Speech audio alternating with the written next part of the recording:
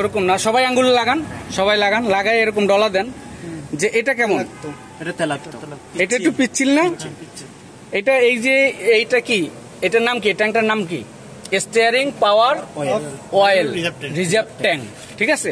তাহলে স্টিয়ারিং পাওয়ার oil reserve ট্যাঙ্কের ভিতরে যে অয়েলটা দেওয়া হয় বা ফ্লুইড, এটা ফ্লুইডই বলতে পারি, পাওয়ার অয়েল অথবা ফ্লুইডই বলতে পারি।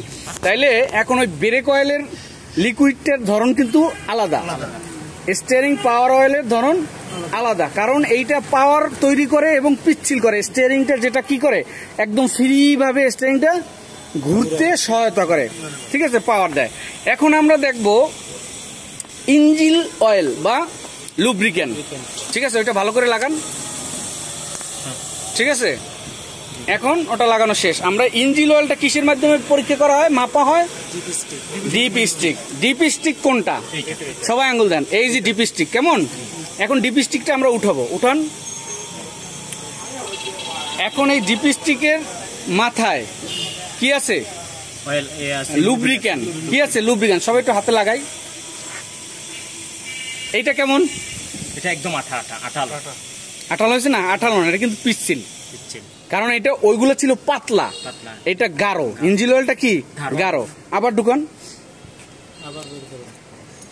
এটা আমরা সকালবেলা যখন ইঞ্জিনটা ঠান্ডা থাকে, এটা কি করি আমরা, ইঞ্জিন স্টার্ট দেওয়ার আগে চেক করি, ইঞ্জিন অয়েলটা ইঞ্জিন স্টার্ট দেওয়ার আগে কি করি, চেক করি। তাহলে এখন এটা আমরা তখন সকালবেলা হাতে নিয়ে দেখব যে আমরা এই যে এইটা বেশি করে নেন, দাঁড়ান আমি আরো উঠিয়ে দিই, ঠিক আছে। হ্যাঁ, এখন ডলা দেন, আমরা এটা লাগাই দিলাম, লাগাই দেওয়ার পরে আবার আলাপ আলোচনা করি, কেমন। এখন এটা যে আমরা করলাম, এখন তিনটা জিনিসের কিন্তু ধরন তিন রকম,